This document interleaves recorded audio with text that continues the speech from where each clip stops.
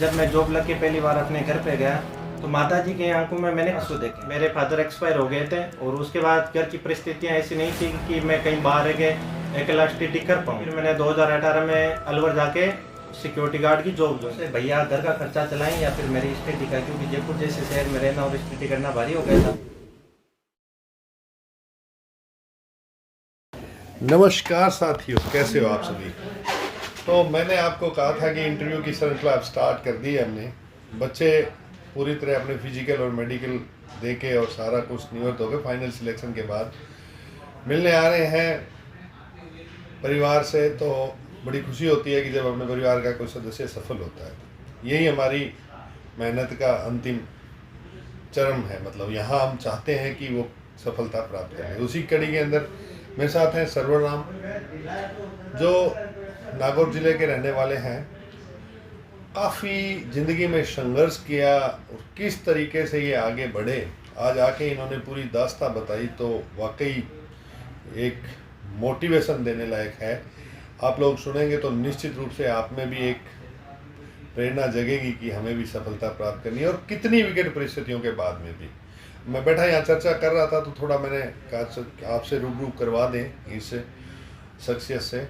तो सरुण जी, आप पूरी अपनी डिटेल देंगे। जयपुर कमिश्नरेट से सिलेक्ट हैं, काफ़ी बार मतलब यूँ कहें कि साथ में पढ़ना, नौकरी करना, पिता का साया उठ जाना, ये सब विकट परिस्थितियाँ, एक्सीडेंट हो जाना, ये सारी चीज़ें इन्होंने बताई। तो वाकई इनकी मेहनत को सलाम है और आखिर इन्होंने सफलता प्राप्त की। एक बार फिर से सरुण जी आपको बधाइयाँ बहुत बहुत, ये आपका चयन हुआ है और आज बड़ी खुशी हुई आप हमसे मिलने आए।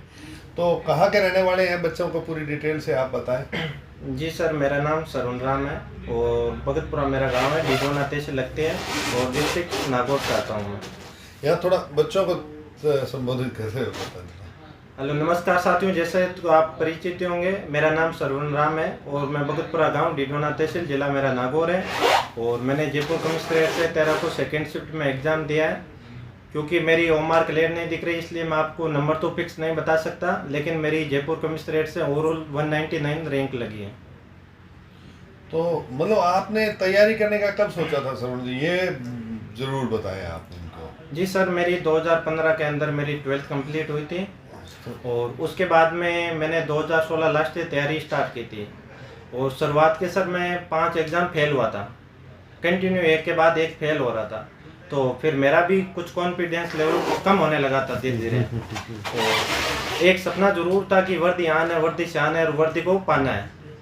तो फिर मैंने निर्णय किया कि मैं साथ में कुछ जॉब करूं, क्योंकि 2011 के अंदर मेरे फादर एक्सपायर हो गए थे और उसके बाद घर की परिस्थितियां ऐसी नहीं थी कि मैं कहीं बाहर रह के अकेला स्टडी कर पाऊँ।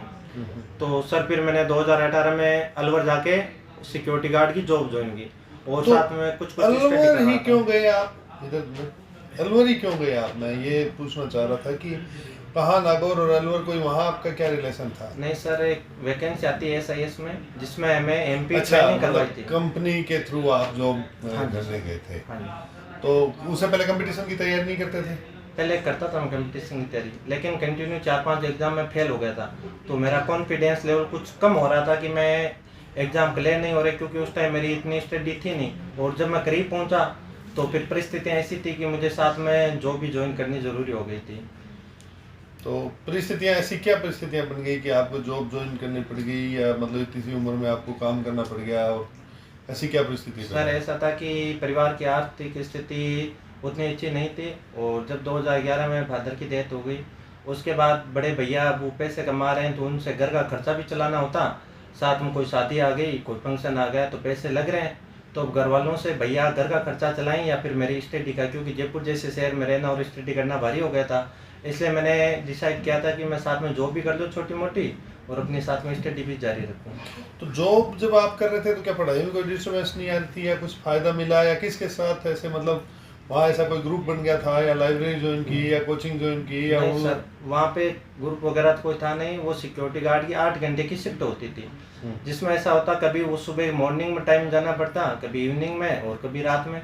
तो साथ में स्टडी का सिस्टम बैठ नहीं पा रहा था। तो मैंने आसू सर की ऑनलाइन क्लास वगैरह जब मैं रहता सिक्योरिटी गार्ड की ड्यूटी पे तो मैं देख लेता और वहीं साथ में करंट जीके वगैरह देखता रहता था।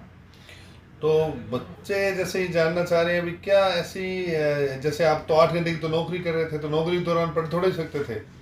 नहीं, नौकरी के दौरान नहीं पढ़ सकते, जब अपने रूम वगैरह पे होते हैं तो उसी में टाइम निकालना पड़ता था। मतलब नौकरी करने के साथ साथ में भी आपने अपना टाइम निकाला पढ़ाई के बाद में, मतलब 8 घंटे नौकरी की, घंटा गए, घंटा आने में जाने में गए, 10 घंटे तो गए, पीछे 14 घंटे बच गए। उसमें खाना भी बनाना है, खाना भी है, नहाना धोना भी है, सोना भी है, तो पढ़ने के लिए आपने टाइम उसी टाइम में से टाइम निकाला। हाँ यही तो, क्या इतना टाइम पर्याप्त था नौकरी लगने के लिए? नहीं सर, आप क्या क्या मानना है, अभी इतना टाइम पर्याप्त था? सर टाइम तो पर्याप्त तो नहीं था इतना, बट करें क्या, साथ में जॉब भी तो करनी है, तो जितना टाइम मिलता था उसी में कोशिश करते कि सब कुछ कवर कर सकें। तो क्लासें कहाँ कहाँ कैसे कैसे आपने?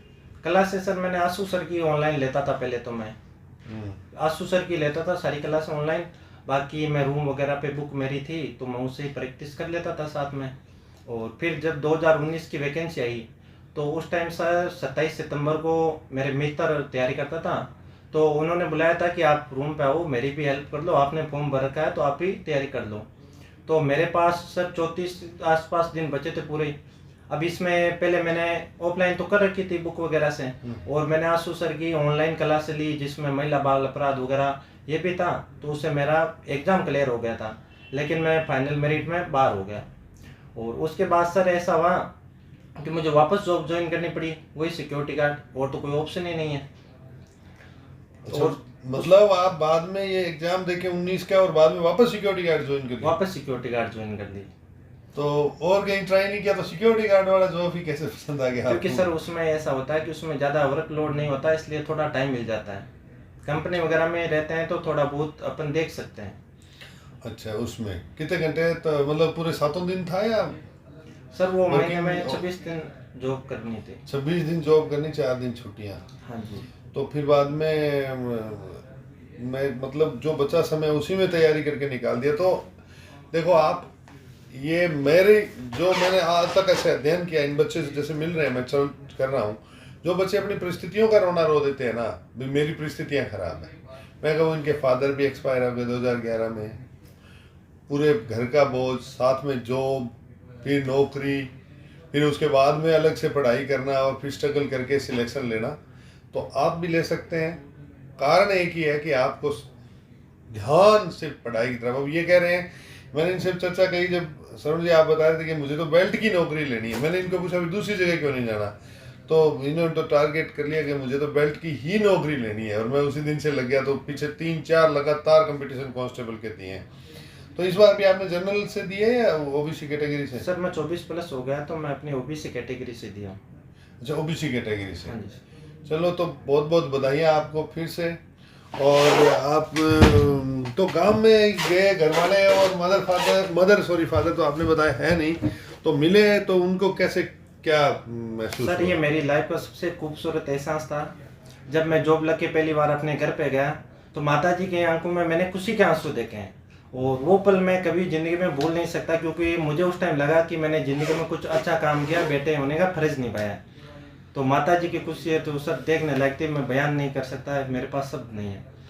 बिल्कुल, माता जी की खुशी तो स्वाभाविक रूप से, जब आप इतने टाइम तक स्ट्रगल कर रहे हैं, जॉब भी कर रहे हैं, घर भी चला रहे हैं, और अंत में जब आप एक अच्छी सरकारी नौकरी प्राप्त कर लेते हैं, जो आपका सपना है, आपने कहा मेरा बेल्ट में जाने का, वो आपने प्राप्त किया। तो अभी थोड़ी सी चुनौतियाँ थोड़ी हार्ड रहेगी जॉब के अंदर, परिवार और ये सब मैनेज करने में थोड़ा सा क्या है कि आप अभी जो अपने राजस्थान पुलिस के बेड़े में आप शामिल हो रहे हो, तो थोड़ी आपको एक्स्ट्रा मेहनत करनी पड़ेगी। हाँ, वाकई ये एक चैलेंजेबल जॉब है। तो हम आशा करते हैं कि आप भी बखूबी जिस तरीके से पहले मेहनत की वैसी तरीके से आप आगे सर, एक बढ़ेंगे। बात और है, आप बताइए। मैं सभी साथियों से कहना चाहता हूँ कि मेरे जैसे बहुत से साथी होंगे जिन्होंने एक बार जॉब को छोड़ के कोई दूसरी जॉब ज्वाइन कर ली होगी या वगैरह दूसरी, तो खास मेरा मकसद उन्हीं साथियों के लिए है कि वो साथी भी दोबारा अपनी स्टडी करके अपने सपनों को पूरा कर सकते हैं।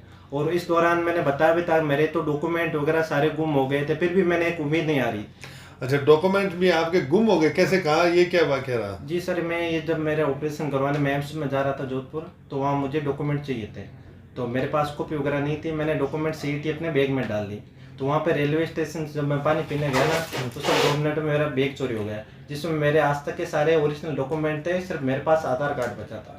सिर्फ आधार कार्ड वो जेब में रह गया। वो जेब में तो रह फिर ऑपरेशन किस चीज़ की क्या परिस्थिति आ गई आपकी? सर मेरे चोट लगी थी जब मैं अलवर था, तो मेरे यहाँ पे चोट लगी थी, तो उसकी वजह से फिर मुझे ऑपरेशन करवाना पड़ा, वो तकलीफ देने लगी थी।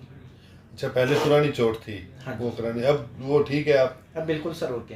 ठीक है, चलो फिर ठीक है। तो आपको बहुत बहुत बधाई। अंतिम क्या संदेश बच्चों को देना चाहेंगे आप? ये क्लियर कट बताएं 2 लाइनों में भाई, क्या मतलब क्या किया जाए कि वो हर बंदा सफलता प्राप्त कर सकता है? देखो साथियों, मेरा कहना यही है कि आप जब स्टडी में आते हो तो एक युद्ध है, ये आपके खिलाफ ही है।